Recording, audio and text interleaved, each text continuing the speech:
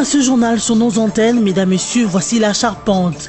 La République démocratique du Congo a suspendu sa coopération militaire avec la Belgique.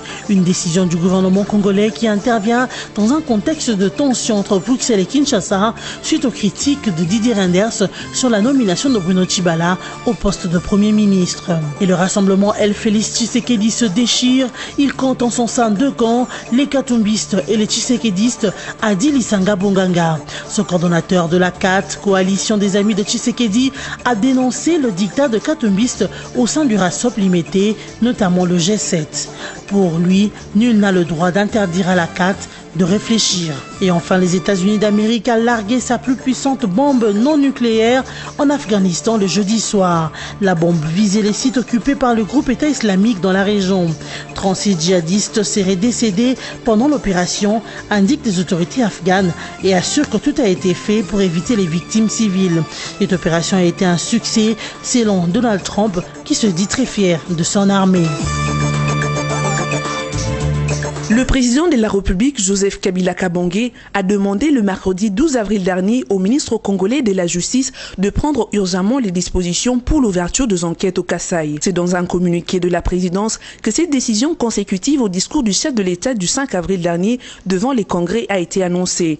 Le chef de l'État congolais appelle le parquet et auditorat compétents à pouvoir ouvrir les enquêtes et à diligenter celles déjà en cours en vue de rendre justice aux victimes des atrocités commises dans ces provinces par les miliciens qui se réclament de Kamina Sampou. Vous vous souviendrez que dans son discours devant les deux chambres du Parlement réunies en congrès le 5 avril dernier, le chef de l'État avait condamné en des termes sans équivoque les violences qui secouent la province du Kasaï, d'où la réalisation de la promesse donnée par le président Joseph Kabila à travers sa demande aux instances judiciaires compétentes d'ouvrir les enquêtes dans cette partie éplorée du pays. Arrivé à Kananga jeudi 13 avril 2017, pour la seconde étape de sa mission de pacification du Kasaï, le vice-premier ministre et ministre en charge de l'Intérieur et Sécurité, Emmanuel Ramazan Shadari, s'est entretenu pendant plus de 3 heures ce vendredi avec la famille du défunt chef Kamina Nsapu. La délégation familiale était conduite du frère du chef décédé, Kasuku, qui était accompagné de 4 autres de ses frères. Parmi ceux-ci figuraient en chemise bleue sur ces images Kankun Kata, chef de la milice Kamina Nsapu originelle. Au terme des échanges, la famille régnante a réitéré son engagement à enterrer la hache de guerre telle qu'elle avait affirmé lors du précédent séjour du vice-premier ministre Shadari. Elle a également communiqué le nom du chef qui doit succéder au défunt et en retour, Ramazan Shadari doit signer sur place à Kananga l'arrêté de sa reconnaissance. Avant cette issue heureuse, le vice-premier ministre Shadari a longuement conscientisé ses interlocuteurs sur la gravité de la situation sécuritaire dans l'espace kassaïen et ses environs.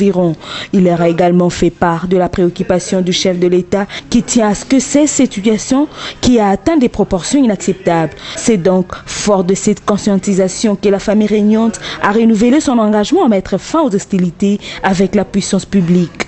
Le programme du vice-premier ministre Shadari prévoit également une visite aux miliciens qui se sont rendus et qui sont actuellement cantonnés au stade de l'espoir de Kananga, à la tête d'une forte délégation comprenant entre autres le ministre des Affaires coutumières et le commissaire général de la police nationale congolaise. Ramazan Shadari est mandaté par le chef de l'État pour concrétiser les engagements pris lors de sa précédente mission avec la famille régnante. Celle-ci avait décidé d'enterrer la hache de guerre et un certain nombre de miliciens se sont rendus. Le gouvernement s'était engagé, entre autres, à finaliser la reconnaissance du nouveau chef coutumier et à rendre le corps de feu le chef coutumier Kamina Nsapu pour son inhumation selon le rite traditionnel. Rappelons que lors de son tout dernier discours sur l'état de la nation, le président de la République avait exprimé sa vive préoccupation sur la situation sécuritaire consécutive à l'affaire Kamina Nsapu. Il a aussi rappelé que l'énigme du départ au contour coutumier a été dénouée à travers un processus politique et administratif initié par le gouvernement central. Cependant, face aux atrocités inacceptables commises sur des victimes innocentes et en raison de la persistance des troubles à l'ordre public mettant en péril la paix et la stabilité du pays, Joseph Kabila s'est vu dans l'obligation d'en référer à son obligation constitutionnelle, rétablir l'autorité de l'État dans cette partie de la République par tous les moyens légaux possibles. S'exprimant ainsi, le chef de l'État avait déjà signé une ordonnance instaurant une zone de défense au Kasaï. Le commandant de cette zone est déjà opérationnel sur terrain. Suspension de la coopération militaire entre la République démocratique du Congo et la Belgique. Selon les informations obtenues par des confrères de Jeune Afrique, c'est le jeudi 13 avril que le Royaume de la Belgique a été au courant de la décision congolaise. Cité par Jeune Afrique, Laurence Mortier, porte-parole du ministère belge de la Défense, a indiqué que leur attaché de défense à Kinshasa a reçu un courrier du gouvernement congolais lui annonçant la décision de Kinshasa de suspendre la coopération militaire entre les deux pays. Une information confirmée par une source militaire congolaise sous couvert d'anonymat, a-t-elle ajouté. Laurence Mortier a par ailleurs expliqué que son pays est en train de faire un inventaire de ce que cette opération recouvrait. Par contre, elle n'a pas souhaité s'exprimer davantage sur les motivations de cette décision, une première depuis plus d'une décennie. Cette décision intervient dans un contexte de tension entre Bruxelles et Kinshasa. Didier Reynders avait critiqué négativement la nomination de Bruno Tshibala au poste du Premier ministre. Une prise d'opposition à laquelle les autorités de Kinshasa ont vivement réagi. Cheo Kitundu, patron de la diplomatie congolaise, avait alors invité les représentants diplomatiques à Kinshasa à ne pas s'immiscer dans les affaires internes de la RDC. Se basant principalement sur des actions de formation de brigades d'intervention rapide, la coopération militaire belgo-congolaise avait été rompue à l'arrivée au pouvoir de l'AFDEL en 1997. Elle sera rétablie peu de temps après l'arrivée de Joseph Kabila et n'avait plus été interrompue depuis. 14 militaires, dont un officier supérieur de l'armée déployé dans le cadre des opérations Sokola 1 au sud de Beni, dans la province du Nord Kivu, ont été arrêtés par l'auditorat militaire supérieur opérationnel du Nord Kivu. Accusés d'avoir pillé des habitations au cours d'une opération militaire lancée par l'armée entre le 2 et le 4 avril dernier contre le milicien Maï Maï. Ces militaires sont détenus depuis mardi 11 avril à la prison centrale de Beni. Selon des sources proches de l'auditorat militaire supérieur de cette province, les accusés s'étaient introduits dans des maisons des civils, emportant des matelas, des assiettes, des poules et d'autres biens de valeur, tout juste après avoir repoussé le milicien Maï Maï. Il est important de noter que parmi ces inculpés figurent le major César Luamba et le capitaine Mabosoli Baninga, tous cités par la radio onusienne. Cacophonie au sein du rassemblement El Félix Tshisekedi à Limete. Les divergences de vues naissent entre les partisans de Moïse Katumbi et ceux restés fidèles à Félix Tshisekedi, notamment le G7 et la coalition des amis de Tshisekedi 4 en sigle, dirigée par Lisanga Bonganga. L'on se souviendra que, pendant que le Premier ministre Bruno Tshibala consultait à la Cité de l'Union africaine pour la formation du nouveau gouvernement, Pierre Lumbi, président du comité des sages de l'aile Limete, avait signé un communiqué par le biais duquel il annonçait la non-participation de sa plateforme au gouvernement Bruno Tshibala et rejetait toute consultation à cet effet. Avant d'ajouter que la plateforme n'avait envoyé personne pour la représenter aux consultations de la Cité de l'Union africaine. Une situation qui a mis mal à l'aise l'autre courant du RASOP El Limete. Il s'agit notamment de la coalition des amis de Tshisekedi. Son coordonnateur Jean-Pierre Lisanga Bonganga a dénoncé jeudi 13 avril le dictat des Katumbistes avant d'annoncer que son candidat n'est pas Moïse Katumbi mais Félix Tshisekedi. Il a aussi fait savoir que le moment était venu de dire tout haut qu'au sein du rassemblement de Félix Tshisekedi, il y a deux camps, les Katumbistes et les Tshisekedistes. La CAT a donc droit de réfléchir sans interdiction de qui que ce soit, a-t-il martelé. Jean-Pierre Lisanga Bonganga, avec un autre groupe d'autres membres de la coalition, se présentant comme Tshisekedistes, ont été reçus en consultation par Bruno Tshibala à la Cité de l'Union africaine. Ils ont reconnu que la nomination du Premier ministre Bruno Tshibala s'est réalisée sur la base de l'accord du 31 décembre. Néanmoins, ils exigent la signature de l'arrangement particulier resté sans issue à la SENCO. Après sa rencontre avec le nouveau Premier ministre Bruno Tshibala, dans le cadre des consultations en vue de la formation du nouveau gouvernement, Freddy Kita, secrétaire général du Parti de la démocratie chrétienne des jeunes du Mindongala, a été suspendu. Il est reproché d'insubordination et de vagabondage politique, selon un communiqué qui reprend la décision du président de ce parti membre de l'aile du rassemblement de l'opposition proche de Félix Tshisekedi. Le communiqué mentionne qu'un comité de discipline est mis en place pour entendre, l'incriminer et statuer des définitivement sur son cas. Dans l'entretemps, Freddy Kita n'est plus autorisé à représenter le parti. Pour rappel, la nomination de Bruno Tshibala comme Premier ministre est contestée par une frange du rassemblement de l'opposition proche de Félix Tshisekedi et Pierre Lumbi qui ont pris la tête de cette coalition de l'opposition à la suite du décès de l'opposant historique Étienne Tshisekedi. Après cette mort, l'on a assisté à l'émergence de 3 ailes dans les gérants du rassemblement en proie au conflit de leadership entre ces cadres. Il se trouve que le nouveau Premier ministre fait partie du groupe qui a contesté le nouveau dirigeant du rassemblement. Et puisque le président de la démocratie chrétienne, Eugène Ndongala, actuellement incarcéré en prison, est proche de l'aile Félix Tshisekedi, l'exclusion de Freddy Kita était donc prévisible. Le président interfédéral de l'Union nationale des fédéralistes du Congo, UNAFEC, a séjourné récemment au Sud Kivu. Dans le territoire de Kabaré, David Mulumwe Desrois s'est enrôlé au bureau de la CENI pour des prochaines élections. En accomplissant ce devoir civique au centre d'enrôlement de l'INERA, David Mulumwe Desrois a voulu sensibiliser la jeunesse et le nouveau major de ce coin de la RDC à s'enrôler massivement pour faire gagner plus de sièges à la province du Sud Kivu. Ce que je peux dire à la population de Kabare de ne pas se fatiguer, surtout avoir confiance à la jeunesse actuelle qui peut nous amener à relever beaucoup de défis dans notre territoire. Au cours d'une caravane motorisée dans ce territoire de Kabare, ce digne fils du groupement de Moudaka, membre de l'UNAFEC que dirige Marcel Lunga, David Mulumwe Desrois, est ovationné par des femmes, jeunes et vieux. Question de montrer au chef de l'État et à la majorité présidentielle que dans le territoire de Kabare, ils sont valablement représentés.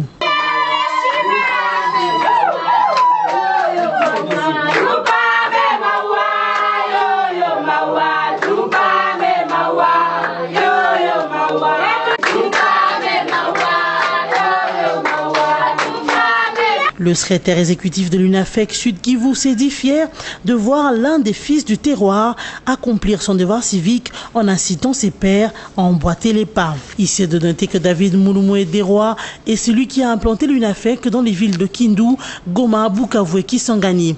Il vise à propager la vision de Joseph Kabila, notamment celle du retour de l'autorité de l'État, de la paix et de l'unité nationale.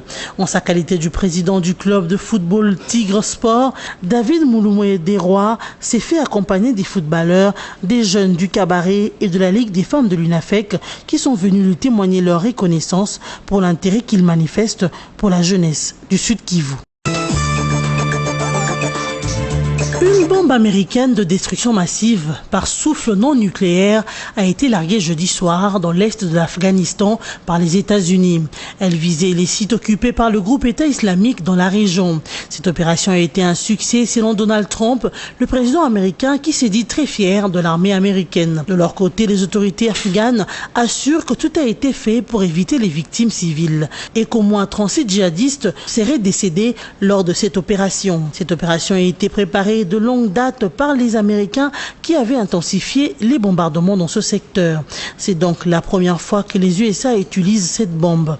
Le gouvernement afghan assure avoir été tenu au courant de cette opération d'envergure qui est dénoncée par certains opposants tel l'ancien président afghan Hamid Karzai, dont le leitmotiv est de critiquer les interventions militaires des États-Unis d'Amérique en Afghanistan depuis qu'il n'est plus au pouvoir. Certains habitants de la province du Nangarhar, vivant à plusieurs kilomètres de la zone d'impact, racontent que la puissance de la bombe GBU-43 a été telle que leurs vitres ont été brisées et que la terre a été secouée comme lors d'un puissant tremblement de terre. Pour rappel, c'est dans cette zone dans l'est de l'Afghanistan qu'un soldat américain a été tué la semaine dernière. Pour la Maison-Blanche et le Pentagone, celle qui est surnommée la mère de toutes les bombes a été choisie car, disent-ils, il n'y avait aucun risque d'atteindre des civils dans la région.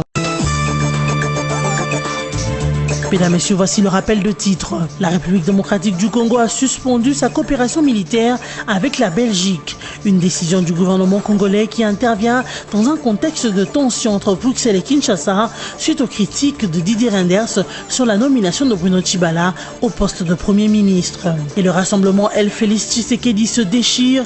Il compte en son sein 2 camps, les Katumbistes et les Tshisekedistes, a dit Lisanga Bonganga. Ce coordonnateur de la CAT, coalition des amis de Tshisekedi, Tshisekedi a dénoncé le dictat de Katumbiste au sein du RASOP limité, notamment le G7. Pour lui, nul n'a le droit d'interdire à la CAT de réfléchir. Et enfin, les États-Unis d'Amérique a largué sa plus puissante bombe non nucléaire en Afghanistan le jeudi soir. La bombe visait les sites occupés par le groupe État islamique dans la région. 36 djihadistes seraient décédés pendant l'opération, indiquent les autorités afghanes et assurent que tout a été fait pour éviter les victimes civiles.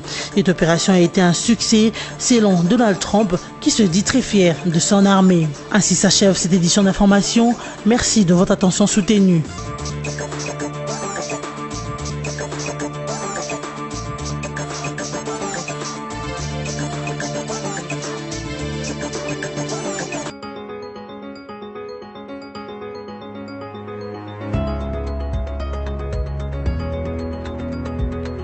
La suspension de la coopération militaire entre la RDC et la Belgique et la condamnation à 5 ans de prison de Jean-Claude Mouyambou sont les quelques sujets développés par les médias en ligne ce vendredi 14 avril. Mesdames, Messieurs, bienvenue à cette revue de presse. La RDC suspend sa coopération militaire avec la Belgique, nous fait savoir à actualité.cd.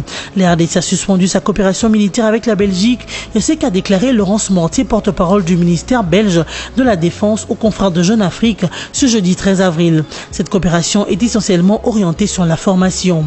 Les autorités de Kinshasa manifesteraient leur mécontentement vis-à-vis de la position belge par rapport à la nomination de Bruno Tshibala au poste de Premier ministre.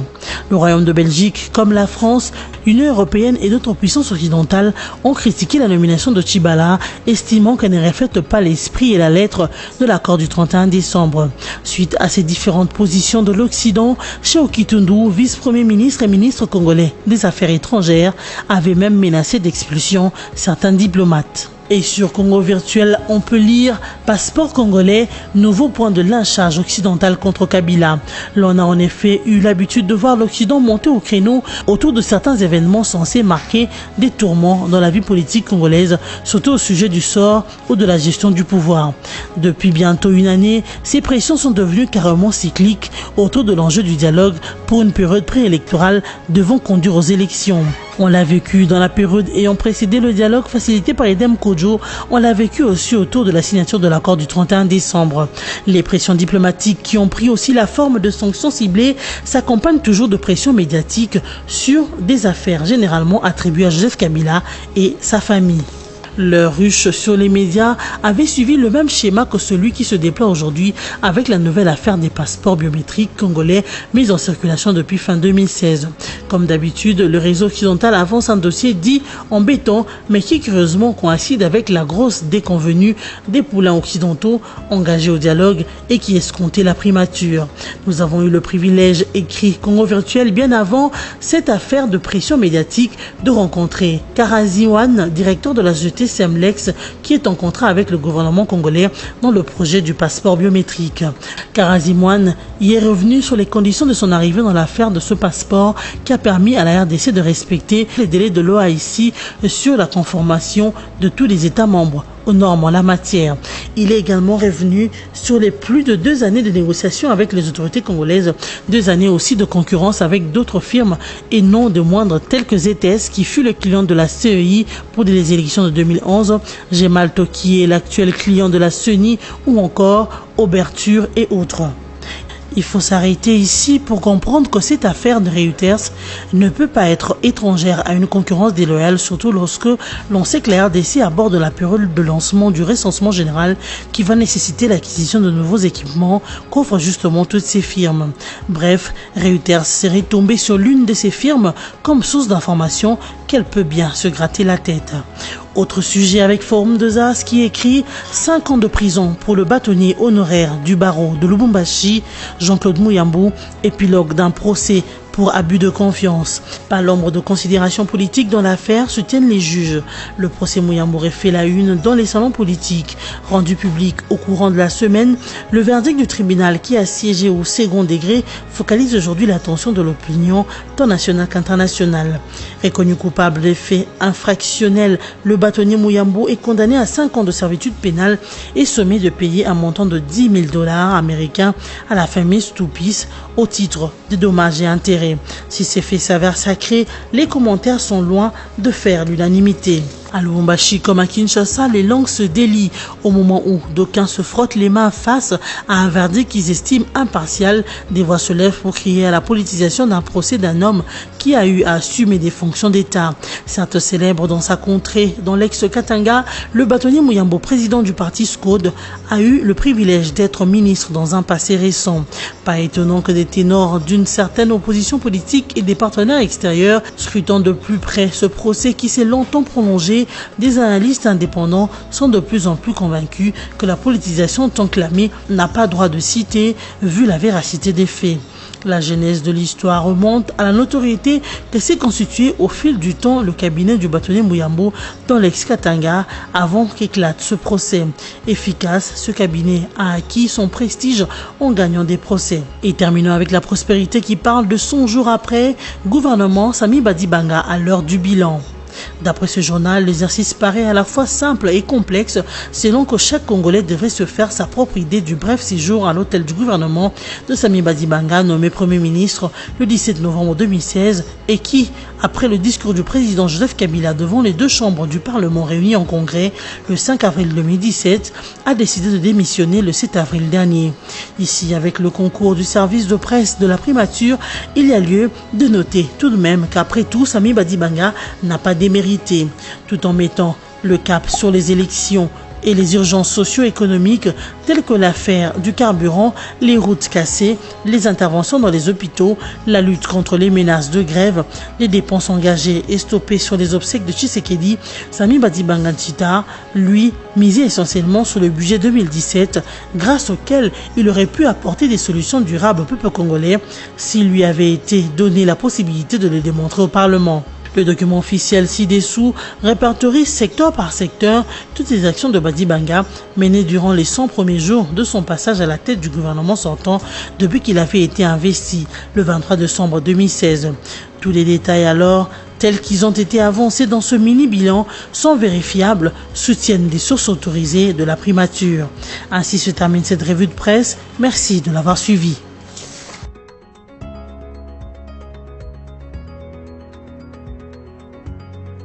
Congo Panorama, votre magazine d'actualité, est à nouveau dans vos bacs avec son numéro 23. Découvrez l'actualité dans toute sa diversité. Coopération et diplomatie, Kanché au Kitundu démine et réchauffe les fronts diplomatiques. RDC Liban, Joseph Kabila et le général Aoun veulent relancer la coopération. Passeport biométrique en RDC, une réalité confirmée. ISC, le nouveau comité de gestion modernise.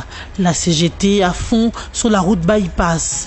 Agnès Moad renforce les capacités des cadres et agents de l'INSS. Promotion de l'industrie, Patrice Kitebi et Marcel Kassembe au front de l'Est. Eventprint à Kinshasa, la RDC toujours fréquentable.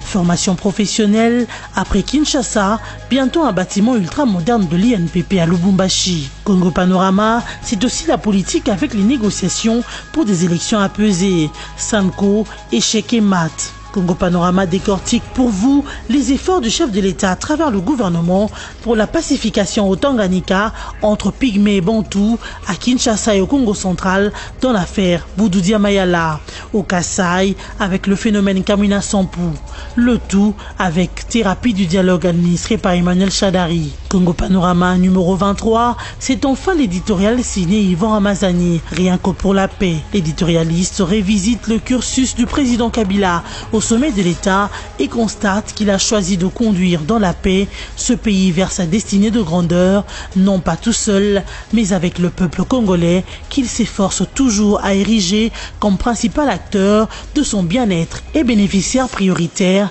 des résultats de sa propre action. Tout cela au nom et pour la paix, rien que la paix. Congo Panorama, s'investir pour un Congo émergent. Congo Panorama, toute l'actualité à votre portée.